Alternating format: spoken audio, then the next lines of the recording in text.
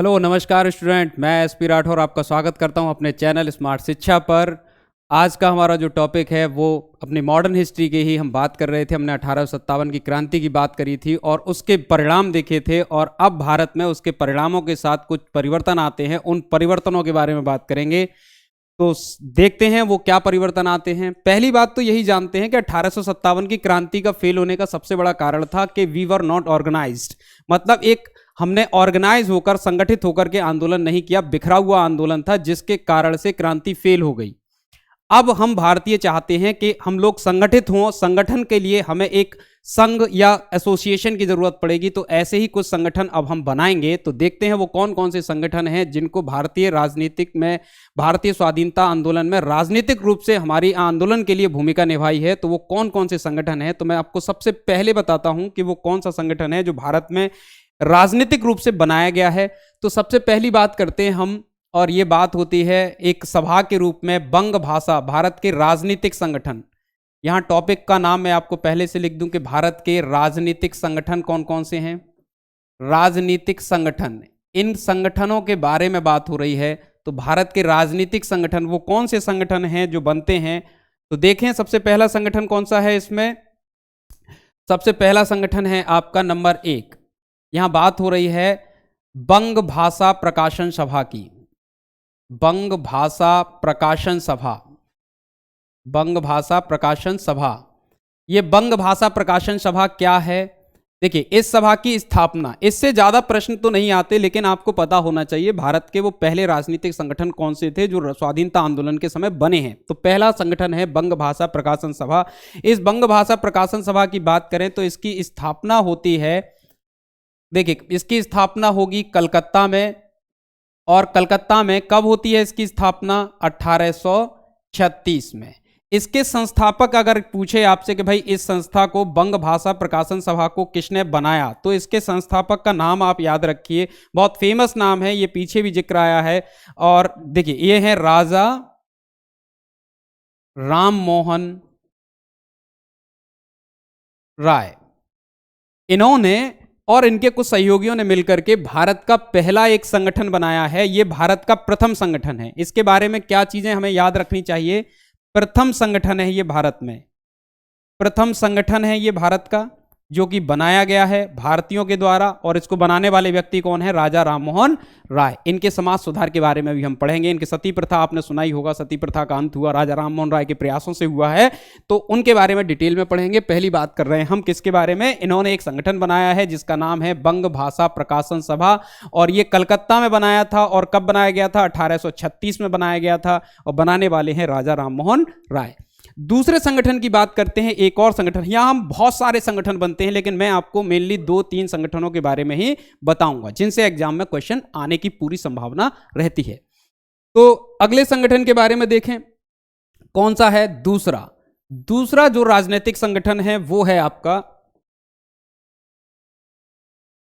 दूसरा राजनीतिक संगठन है लैंड होल्डर्स सोसाइटी।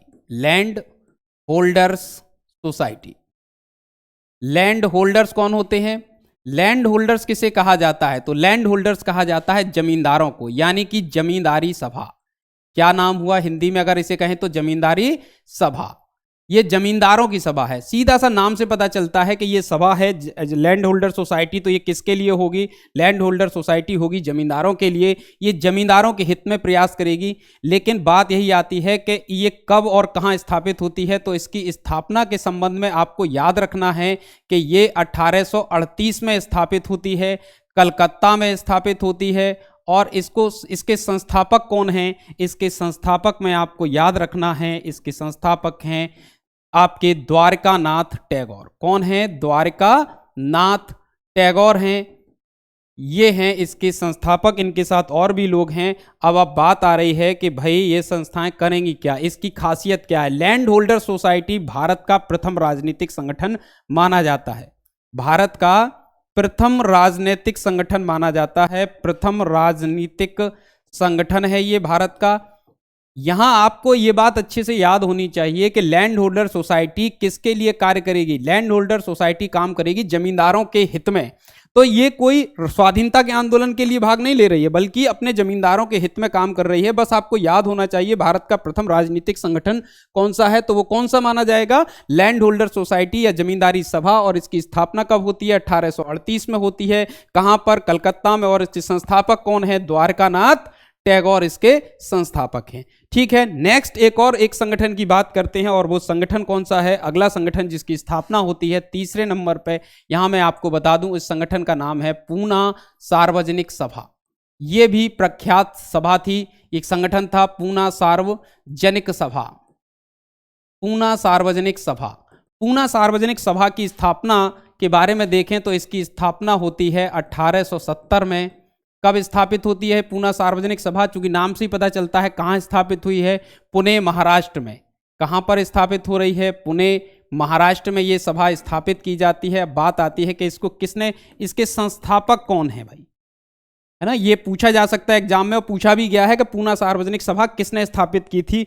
तो हमेशा एक व्यक्ति का नाम आप इसमें याद रखिए, और पूना सार्वजनिक सभा को स्थापित करने वाले व्यक्ति हैं महादेव गोविंद रानाडे।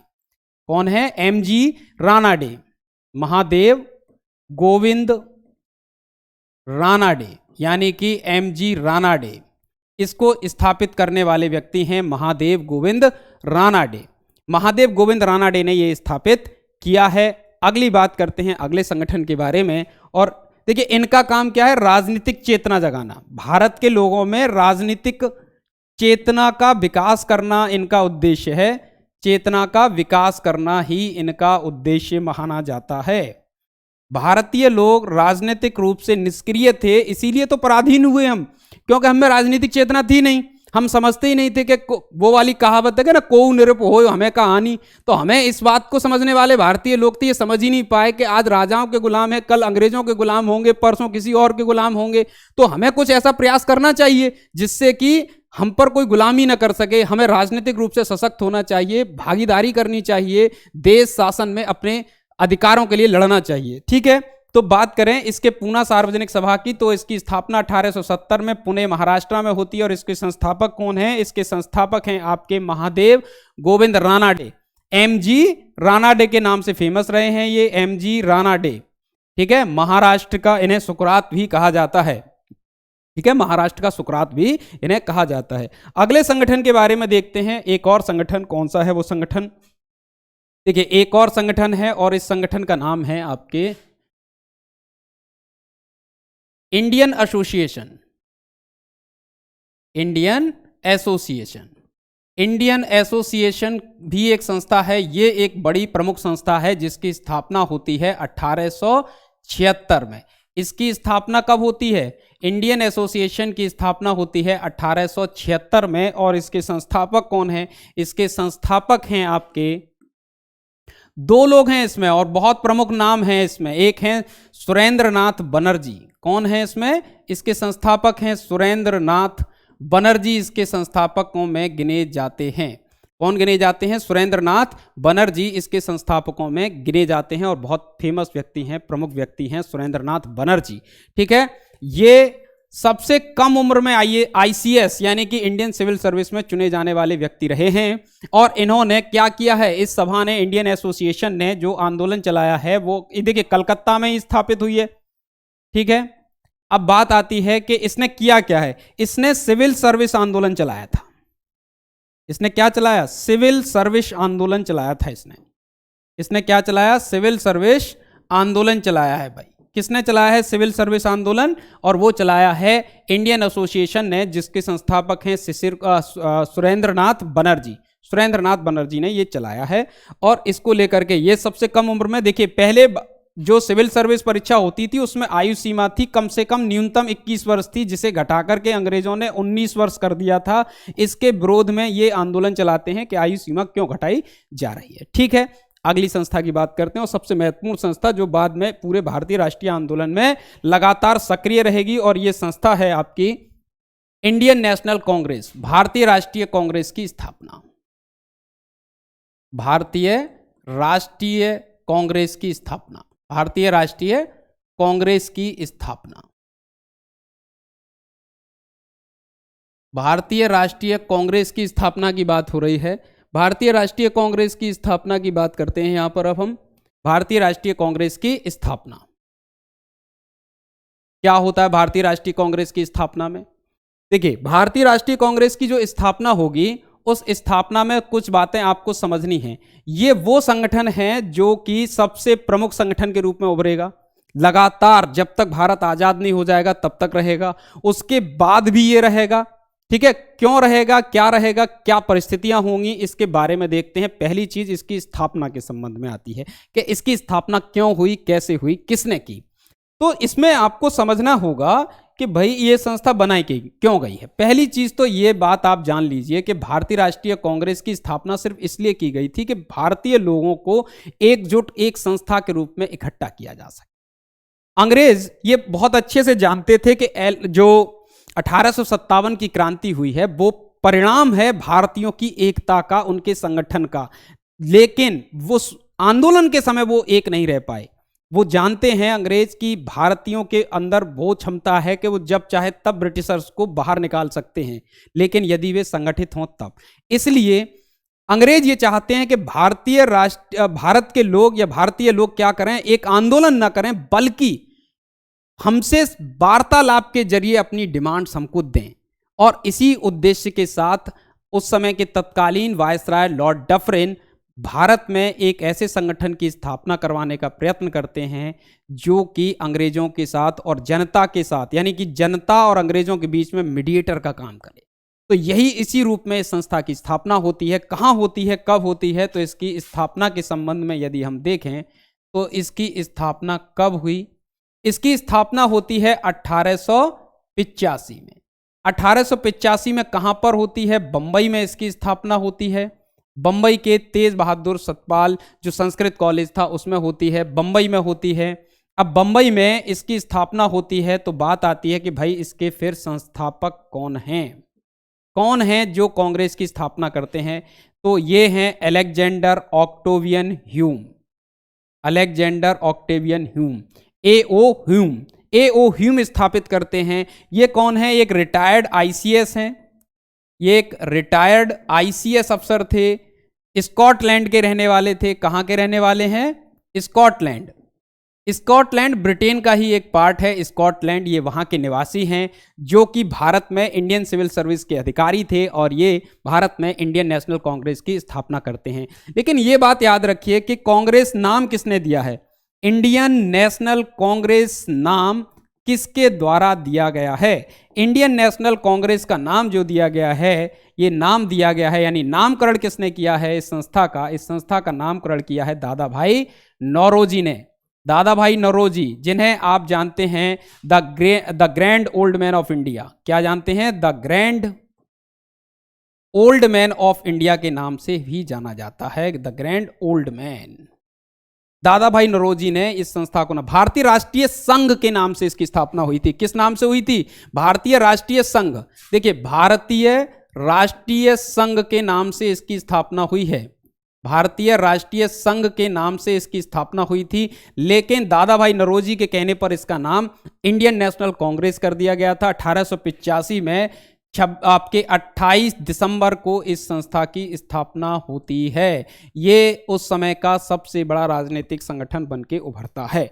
अब इस संगठन के बारे में एक बात और याद रखिए कि इस संगठन में जो स्थापित हुआ है, इस समय वायसराय कौन था जिसने इस संगठन को स्थापित करने में मदद की है? और ये है लॉर्ड डफरिन।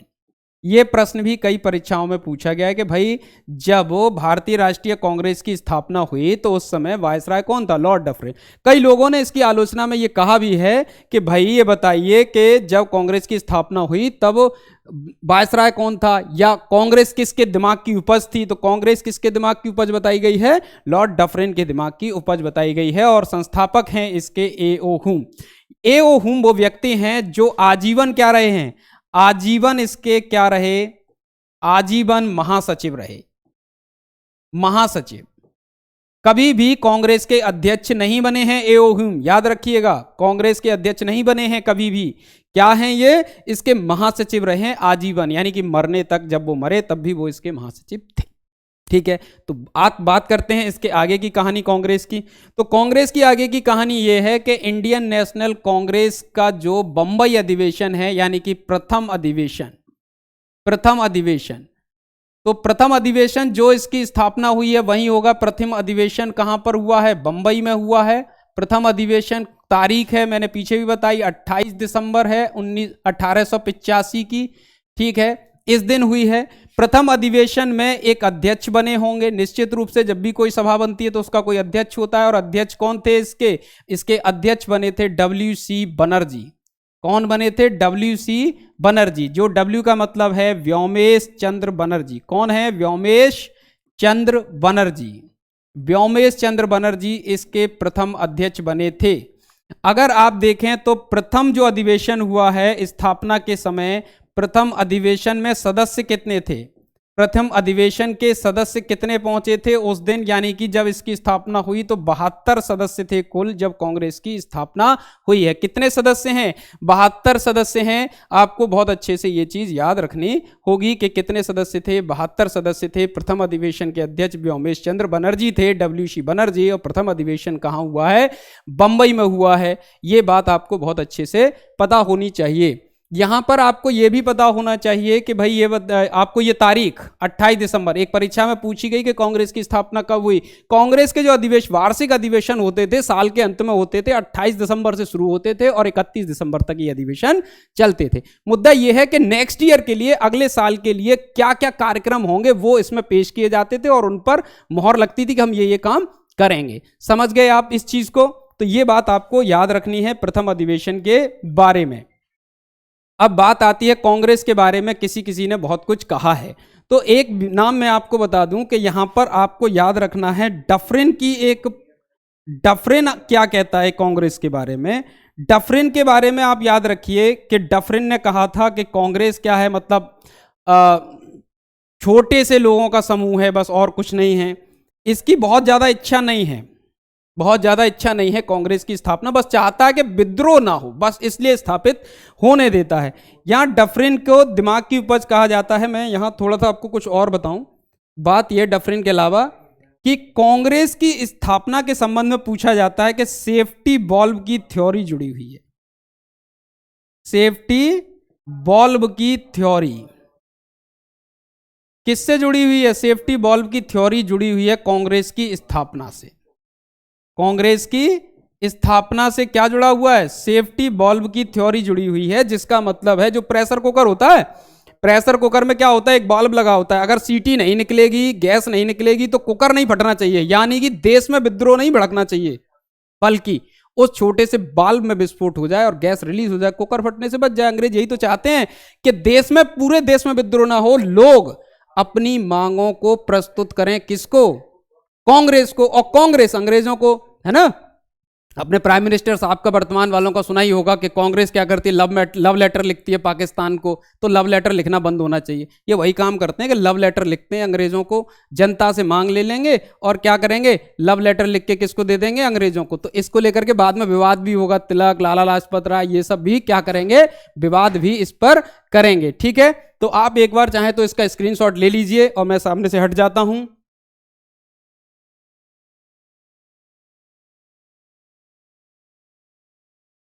जल्दी से आप स्क्रीनशॉट ले लीजिए। ठीक है, तो अब बात करते हैं इसके बाद अगली बात क्या होती है। कांग्रेस के बारे में कुछ लोगों की राय क्या है, क्या कहते हैं कांग्रेस के बारे में। ठीक है, तो देखते हैं कांग्रेस के विषय में लोगों के विचार। बड़े बड़े लोग कांग्रेस के विषय में कुछ बातें कहते हैं। कांग्रेस के विषय में लोगों के विचार क्या हैं? कांग्रेस के विषय में लोगों के विचार क्या विचार हैं, किन लोगों ने क्या कहा है? तो देखिए, सबसे पहली बात आती है, एक व्यक्ति हैं अश्विनी कुमार दत्त। कौन है? अश्विनी कुमार दत्त। अश्विनी कुमार दत्त कांग्रेस के बारे में क्या कहते हैं? अश्विनी कुमार दत्त कहते हैं कांग्रेस के बारे में कि कांग्रेस 3 दिन का तमाशा है। कांग्रेस 3 दिन का तमाशा है। कांग्रेस क्या है? 3 दिन का तमाशा है। क्यों कहते हैं ये बात? ये कांग्रेस को 3 दिन का तमाशा कहते हैं। और लाला लाजपत राय। 3 दिन का तमाशा, 28, 29, 30, ये 3 दिन इनका अधिवेशन चलता था। लाला लाजपत राय क्या कहते हैं? लाला लाजपत राय का स्टेटमेंट है कांग्रेस के बारे में कि कांग्रेस डफरिन के दिमाग की उपज है। कांग्रेस डफरिन के दिमाग की उपज है। कांग्रेस क्या है? कांग्रेस डफरिन के दिमाग की उपज है। डफरिन के दिमाग की उपज बताया है। किसने बताया है डफरिन के दिमाग की उपज? ये बताया है लाला लाजपत राय ने। क्या बताया है? कि कांग्रेस डफरिन के दिमाग की उपज है। एक और व्यक्ति के बारे में यदि देखें, बिपिन चंद्र पाल। कौन है? बिपिन चंद्र पाल। बिपिन चंद्र पाल। बिपिन चंद्र पाल क्या कह रहे हैं? बिपिन चंद्र पाल का स्टेटमेंट क्या है? बिपिन चंद्र पाल का स्टेटमेंट है कि कांग्रेस याचना करने वाली संस्था है। कांग्रेस क्या है? कांग्रेस याचना करने वाली संस्था। कांग्रेस याचना करने वाली संस्था। याचना करने वाली संस्था। याचना करने वाली संस्था है कांग्रेस। कांग्रेस के बारे में क्या कहा है? कांग्रेस के बारे में बिपिन चंद्र पाल का क्या स्टेटमेंट है? कांग्रेस के बारे में, कांग्रेस के बारे में बिपिन चंद्र पाल का स्टेटमेंट है कि याचना करने वाली संस्था है। और इसके संबंध में देखिए तिलक ने क्या कहा है। तिलक यानी कि बाल गंगाधर तिलक। बाल गंगाधर तिलक का स्टेटमेंट है कि कांग्रेस क्या है? मेंढकों की तरह टर्राने वाली संस्था। मेंढकों की तरह टर्राने से कुछ नहीं होगा। मेंढकों की तरह टर्राने वाली संस्था।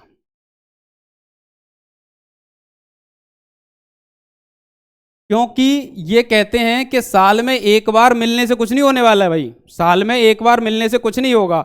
साल में जैसे मेंढक बरसात के टाइम में आ जाते हैं बाहर और उसके बाद टर्राते हैं, तो वो कहते हैं इससे कुछ होने वाला थोड़ी है। कांग्रेस कोई मेंढकों की तरह टर्राने वाली संस्था है, ये तो एक गलत स्टेटमेंट। इस तरीके कांग्रेस गलत कार्य कर रही है। ये शुरुआत में कांग्रेस को लेकर के खुश नहीं है, सीधी बात ये है। तो यहां पर हमने देखा कि कुछ प्रमुख लोगों के स्टेटमेंट दिए गए हैं। आप इसका स्क्रीनशॉट ले लीजिए आराम से, ठीक है। चलिए नेक्स्ट बात करेंगे फिर। तो अब अगली बात पे आए। अब हम देखिए क्या होगा। कांग्रेस की स्थापना हो गई है। अब इसके बाद कुछ और चीजें देखते हैं। और चीजें क्या है? कांग्रेस की स्थापना हो गई, सब कुछ हो गया। मैं यहां पर आपको एक छोटी सी चीज और बताऊं। कांग्रेस का जो प्रथम अधिवेशन है, देखिए प्रथम अध्यक्ष हो गए। प्रथम अध्यक्ष के बाद देखिए दूसरे अध्यक्ष, और फिर तीसरे अध्यक्ष, और फिर चौथे अध्यक्ष। यानी कि आप समझिए प्रथम अध्यक्ष, प्रथम अधिवेशन जो हुआ 1885 की बात हो गई। फिर बात होगी 1886 में, फिर बात होगी 1887 में, फिर बात होगी 1888 में। अब यहां आपको याद रखना है, परीक्षा में कई बार पूछा गया है कि भाई 18 प्रथम अध्यक्ष कौन थे। मैंने आपको बता ही दिया कि WC बनर्जी हैं, यहां कोई डाउट नहीं है। 1886 में दूसरा जो अधिवेशन हुआ है उसके अध्यक्ष कौन थे? उसके अध्यक्ष थे दादा भाई नौरोजी। दादा भाई नौरोजी। दादा भाई नौरोजी हो गए। तीसरे अध्यक्ष हो गए अब आपके बदरुद्दीन तैयब जी। बदरुद्दीन तैयब जी। और इसके चौथे अध्यक्ष थे जॉर्ज यूले। George Yule. अब मैंने आपको यह बताया क्यों है, क्यों बताई ये बात, तो अब आप जानिए कि प्रथम अध्यक्ष कौन हो गए? एक हिंदू हो गए। दूसरे अध्यक्ष जो थे एक पारसी हो गए। तीसरे अध्यक्ष जो थे वो एक मुस्लिम हो गए। और कांग्रेस के चौथे अध्यक्ष जो थे वो एक ईसाई हो गए। और यहां याद रखिए प्रथम यूरोपीय व्यक्ति है जो कांग्रेस के अध्यक्ष बने। समझ गए? यानी कि कांग्रेस के पहले अध्यक्ष WC बनर्जी, प्रथम पारसी जो हो गए दादा भाई नौरोजी, प्रथम मुस्लिम अध्यक्ष कौन हो गए? बदरुद्दीन तैयब जी, और प्रथम अंग्रेज या ईसाई कौन हो गए? वो जॉर्ज यूले हो गए। क्लियर है इतनी सी बात? तो आपको ये पॉइंट्स अच्छे से याद होने चाहिए, कई एग्जाम्स में इन सब के बारे में पूछा गया है। कांग्रेस की स्थापना हो गई है। कांग्रेस कई सारे आंदोलन करेगी, लेकिन कांग्रेस का काम है लेटर लिखना, ठीक है। और इसको लेकर के कोई मतलब एक समझिए एक वर्ग कांग्रेस में ऐसा उभरता है जिनमें लाला लाजपत, हम पढ़ेंगे लाल पाल की कहानी, जो कि कांग्रेस को ये चाहते ही नहीं वो कांग्रेस को कि वो लव लेटर वाला काम करे, मतलब बीच में कोई आए, वो कहते हैं डायरेक्ट बात करेंगे, देखेंगे कौन है, ठीक है, उसके बारे में। तो यहां से बात आगे बढ़ती है और अब एक ये सब कांग्रेस की स्थापना के साथ हो ही रहा है, कांग्रेस ये सब कार्य कर ही रही है, तभी एक बड़ी घटना को अंजाम दे दिया जाता है अंग्रेजों के द्वारा, और वो घटना होती है 1905 की। एक बड़ी घटना को अंजाम अंग्रेजों के द्वारा भारत में दिया जाएगा। 1905 में बंगाल का विभाजन कर दिया जाएगा, बंगाल का विभाजन कर दिया जाएगा। ये एक बड़ी घटना होती है 1857 के बाद। बड़ी घटना है, क्यों है, क्या है, इसको समझिए। देखिए क्या है कि 1905 में बंगाल का विभाजन होगा। बंगाल यानी कि बहुत भारत का सबसे बड़ा सूबा था बंगाल, और बंगाल को पूर्वी बंगाल और पश्चिमी बंगाल में आप विभाजित कर दिया जाएगा। और पूर्वी बंगाल में जो है वो आपका मुस्लिम बाहुल्य है, और पश्चिम बंगाल जो है वो आपका हिंदू बाहुल्य क्षेत्र है। अंग्रेज इन दोनों को विभाजित कर देंगे, हिंदू मुस्लिम। कारण दिया जाएगा कि प्रशासनिक दृष्टि से इतने बड़े क्षेत्र पर प्रशासन नहीं चलाया जा सकता है, मतलब दिक्कत होती है, लेकिन उनके मन में अंग्रेजों के क्या चल रहा है, फूट डालो, राज करो, हिंदू मुस्लिम को अलग करो और भारत पे लंबे समय तक शासन करो, क्योंकि हिंदू मुस्लिम सबने मिलकर के ही 1857 की क्रांति में अंग्रेजों के पसीने छुड़ा दिए थे। समझ रहे हैं इस बात को। तो यहां पर बंगाल का विभाजन कर दिया जाएगा, और बंगाल का विभाजन जो होगा इसमें हमेशा प्रश्न किया जाता है कि इस समय का वायसराय कौन था जिसने बंगाल का विभाजन किया। बंगाल का विभाजन करने वाला व्यक्ति है, इसका नाम है लॉर्ड कर्जन। क्या नाम है इसका? इसका नाम है आपके लॉर्ड कर्जन। क्या नाम है इसका? ये कलर शायद आपको नहीं दिख रहा होगा, मैं दूसरा कलर चेंज कर लेता हूं। तो ये कौन है? Lord Curzon. कर्जन वो व्यक्ति जिसने बंगाल का विभाजन किया 1905 में। अब बंगाल विभाजन का विरोध होगा, तो बंगाल विभाजन ऐसा तो नहीं भारतीय के सुगमता से इन बातों को स्वीकार कर लेंगे, जी नहीं। आपकी फूट डालो की नीतियों को अब हम सुगमता से मानने वाले नहीं हैं, इसलिए इसके विरोध में क्या होगा, बंगाल विभाजन के विरोध में आप समझिए बंगालियों के द्वारा राखी दिवस मनाया गया। क्या मनाया गया है? राखी दिवस मनाया गया। और क्या मनाया गया है? और शोक दिवस। क्या दिवस मनाया गया है इस दिन को? शोक दिवस के रूप में। अब आप कह रहे होंगे भाई कौन सा दिवस है जी, मन में आता है ना कौन सा दिवस। देखिए बंगाल विभाजन की जो घोषणा होती है वो होती है आपके जुलाई में, घोषणा करते हैं जुलाई में इसकी घोषणा होती है। लेकिन विभाजन लागू का किस तिथि से होता है? विभाजन लागू होगा आपके 16 अक्टूबर 1905 से। तो 16 अक्टूबर को ही शोक दिवस किस दिन मनाया जाएगा? 16 अक्टूबर को शोक दिवस मनाया जाएगा बंगालियों के द्वारा। समझ गए? बंगाल का विभाजन हो रहा है, बंगाल के विभाजन के विरोध में भारतीय एकजुट हो जाएंगे, एकजुट होकर के राखी दिवस के रूप में मनाएंगे। राखी दिवस मनाने का मतलब यह है कि हिंदू मुस्लिम एक दूसरे को राखी बांधकर एकता का परिचय देंगे, और लेकिन साथ ही इस दिन को वो अपने एकता को भंग करने वाले इस कानून को, इस नियम को शोक दिवस के रूप में भी मनाते हैं। और इसी के विरोध में स्वदेशी आंदोलन का प्रारंभ भी हो जाता है। स्वदेशी आंदोलन का भी प्रारंभ यहां पर हो जाता है। स्वदेशी आंदोलन का मतलब यह है कि स्वदेश में ही बनी चीजों का इस्तेमाल करेंगे, अंग्रेजों की बनी हुई चीजों का हम इस्तेमाल नहीं करेंगे। विदेशी वस्त्रों की होली जलाई गई थी, स्वदेशी वस्त्रों को बढ़ावा दिया गया था, और ये होना भी चाहिए। आज भी हम विदेशी चीजों का प्रयोग ज्यादा करते हैं, इसलिए विदेशों की इकोनॉमी बढ़ रही है, हमारी इकोनॉमी घट रही है। हमें अपनी चीजों का प्रयोग ज्यादा करना चाहिए, जिससे कि ज्यादा से ज्यादा हमारी इकोनॉमी बढ़े। तो स्वदेशी आंदोलन का प्रारंभ हो जाएगा। यहां पर कई बार परीक्षाओं में पूछा जाता है कि बंगाल विभाजन के समय स्वदेशी आंदोलन का नेता कौन था, और स्वदेशी आंदोलन के उस समय नेता थे, याद रखना इनका नाम मैंने अभी पीछे भी बताया था, इनका नाम है सुरेंद्रनाथ बनर्जी। कौन है ये? सुरेंद्रनाथ बनर्जी। सुरेंद्रनाथ बनर्जी स्वदेशी आंदोलन के प्रमुख नेता हैं।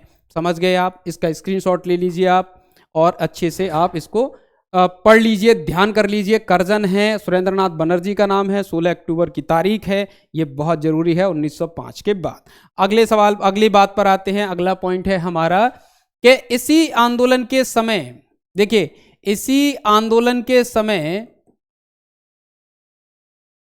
हमारे गुरुदेव हैं, एक समय गुरुदेव रविंद्रनाथ टैगोर ने, गुरुदेव रविंद्रनाथ टैगोर ने क्या किया है, गुरुदेव रविंद्रनाथ टैगोर ने आमार सोनार बांग्ला गीत लिखा।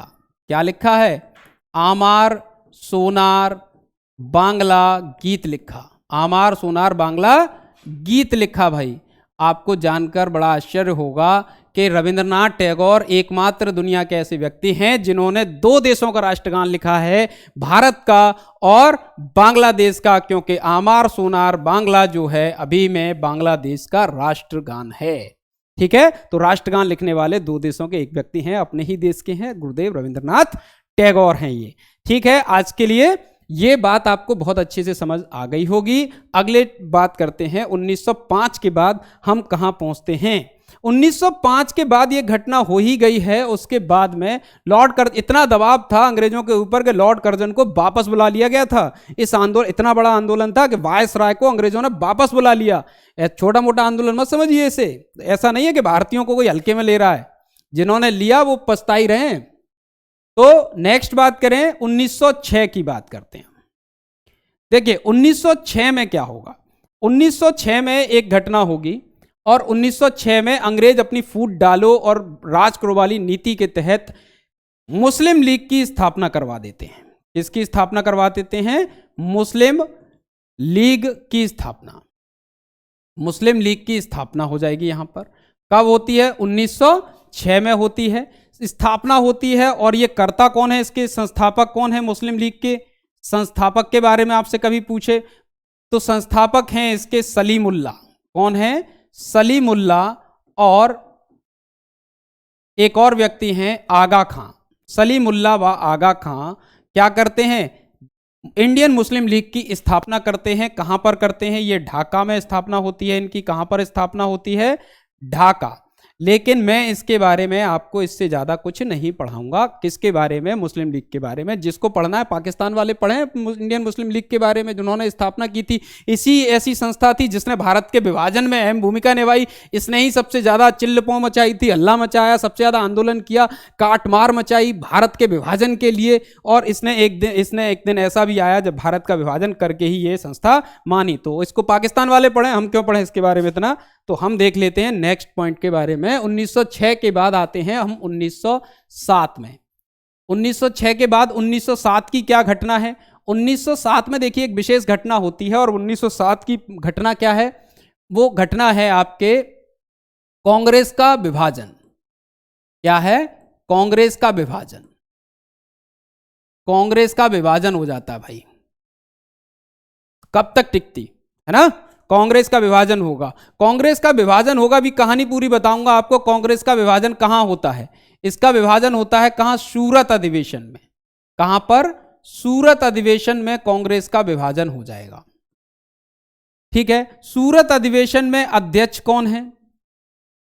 यह भी पूछा जाता है कि जब कांग्रेस का विभाजन हुआ उस समय कांग्रेस के अध्यक्ष कौन थे? तो इसके अध्यक्ष थे उस समय रास बिहारी घोष। याद रखिए ये हैं रास बिहारी घोष।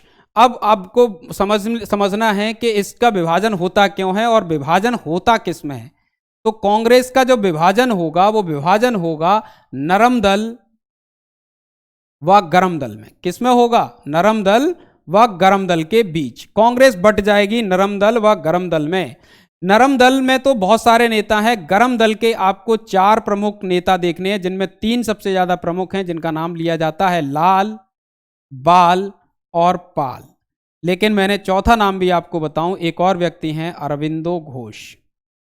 अरविंदो घोष भी इसके एक नेता हैं। लाल मतलब लाला लाजपत राय।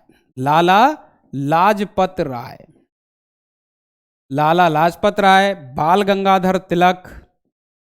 कौन है? बाल से मतलब बाल गंगाधर तिलक। बाल गंगाधर तिलक हैं। और यहां पर पाल से मतलब है बिपिन चंद्र पाल। बिपिन चंद्र पाल। ठीक है, अरविंदो घोष। लाल बाल पाल की तिकड़ी ने तहलका मचा दिया। इनका कहना क्या है कि क्यों विभाजन होना चाहिए, वो देखिए। ये घटना शुरू हो गई 1905 से। 1905 में कांग्रेस का अधिवेशन बुलाया गया और उस अधिवेशन में ये तीनों लोग चाहते हैं 1905 के कांग्रेस अधिवेशन में कि कांग्रेस के अध्यक्ष बनाए जाएं बाल गंगाधर तिलक या फिर लाला लाजपत राय, और कांग्रेस का अधिवेशन पुणे में बुलाया जाए। लेकिन 1905 का अधिवेशन इलाहाबाद में बुला लिया गया और उस अधिवेशन के अध्यक्ष बना दिए गए दादा भाई नौरोजी, गोपाल कृष्ण गोखले। गोपाल कृष्ण गोखले उसके अध्यक्ष बना दिए गए। कोई बात नहीं, ग्रैंड ओल्ड मैन थे, उनके सम्मान में इन लोगों ने कोई विरोध नहीं किया। उसके बाद 1906 में भी ये चाहते थे कि कांग्रेस का अधिवेशन पुणे में हो या नासिक में हो, जिससे बाल गंगाधर तिलक इसके अध्यक्ष बन जाएं। लेकिन कांग्रेस के एक धड़े ने यानी नरम दल वालों ने क्या करा, इसमें भी साजिश कर ली और अधिवेशन वहां नहीं बुलाया, कलकत्ता में बुलाया, जिसके अध्यक्ष बना दिए गए कौन, आपके किसी और को अध्यक्ष बना लिया गया, दादा भाई नौरोजी को अध्यक्ष बना लिया गया। तो अब समस्या क्या होगी, यहां पर दादा भाई नौरोजी को अध्यक्ष बना लिया, ग्रैंड ओल्ड मैन के सम्मान में क्या हुआ, हमने वहां पर भी विरोध नहीं किया। लेकिन पुनः हम चाहते हैं कि 1907 में कांग्रेस का अधिवेशन सूरत में ना होकर के कहां हो, पुणे में हो। फिर से वही डिमांड है, अधिवेशन होगा तो ये अध्यक्ष बने। लेकिन कांग्रेस ऐसा नहीं करती। लेकिन इस बार अध्यक्ष बना दिया जाता है किसको, रास बिहारी घोष को अध्यक्ष बना दिया जाता है और अब यही सब्र का बांध टूट जाता है। इनका देखो सीधा सा कहना है, ये विरोध क्यों कर रहे हैं, ये कह रहे हैं कि अंग्रेजों को फालतू में कि हम मीडिएटर क्यों बन रहे हैं, हमको तो डायरेक्ट कार्रवाई करनी चाहिए, अंग्रेजों के खिलाफ लठ उठा लेना चाहिए, मारना चाहिए, अंग्रेजों को भगा देना चाहिए देश से। लेकिन कांग्रेस का नरम दल कहता है कि नहीं भाई जी, ऐसा नहीं करना है, हम लोग जाएंगे बात करेंगे।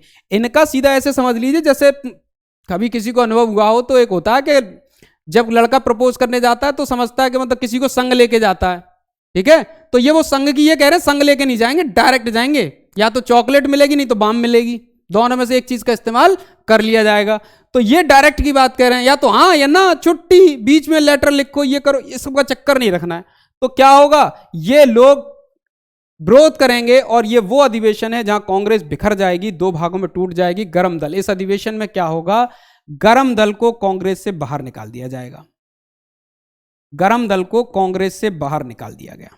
बहुमत ज्यादा था नरम दल वालों का, कांग्रेस से बाहर निकाल दिया। लात घूंसे चले एक दूसरे के ऊपर, कुर्सियां फेंकी गई, जूते चप्पल फेंके गए इस अधिवेशन में। ये ऐसा अधिवेशन था, ठीक है। तो एक स्क्रीनशॉट आप चाहें तो ले लीजिए इसका, ठीक है। चलिए मैं इसके बाद अगली बात करता हूं और अगला पॉइंट में हम बात करेंगे 1907 के बाद, सूरत अधिवेशन के बाद क्या होगा। एक और चीज होती है और वो है आपके कांग्रेस के अलावा भी कुछ और होगा। अब बात करें 1909 की। 1909 में क्या होगा, 1909 में होगा भाई मार्ले मिंटो रिफॉर्म्स। अंग्रेज हमारे लिए एक कानून लेके आएंगे जिसे कहा जाता है मार्ले मिंटो कानून। मार्ले मिंटो कानून, ये कानून क्या है, मार्ले कौन है, मार्ले है भारत सचिव। ये कौन है, ये है तत्कालीन भारत सचिव, और मिंटो था तत्कालीन गवर्नर जनरल। ये कौन है, गवर्नर जनरल। इस कानून में क्या कहा गया है, इस कानून में कहा गया है कि इसमें सबसे बड़ी दिक्कत ये थी कि मुस्लिमों को पृथक निर्वाचक मंडल दे दिया गया। कई परीक्षाओं में पूछा गया है मुसलमानों को पृथक निर्वाचक मंडल कब दिया गया। तो पृथक निर्वाचक मंडल मुसलमानों को दिया गया 1919 के जो मार्ले मिंटो रिफॉर्म्स है उसमें। यह है क्या, पृथक निर्वाचक मंडल। कहीं पर यदि कोई मुसलमान कैंडिडेट चुनाव में खड़ा हुआ है तो उसको वोट करने वाले लोग सब नहीं होंगे, ओनली मुस्लिम्स होंगे। कौन होगा, मुस्लिम ही उसको वोट करेगा। यह व्यवस्था थी जिस इस कानून का कांग्रेस द्वारा क्या किया गया, कांग्रेस ने इसका विरोध किया है। कांग्रेस ने इसका विरोध किया भाई, कांग्रेस ने इसका विरोध किया। अब फिर समस्या होगी जिसके बारे में हम बात करेंगे कल। आज के लिए मेरे ख्याल से इतना पर्याप्त है और आप लोग भी बड़े इंटरेस्ट के साथ इसको सुन रहे होंगे, समझ रहे होंगे। आपसे पुनः एक रिक्वेस्ट के साथ मैं यही क्लास समाप्त करूंगा कि हमारे चैनल को बहुत ज़्यादा से ज़्यादा लोगों तक शेयर करें और इस चैनल को सब्सक्राइब करें। तो आज के लिए पर्याप्त है। Thank you very much and जय हिंद। धन्यवाद आप सभी का। कल फिर मुलाकात करेंगे अगली क्लास के साथ।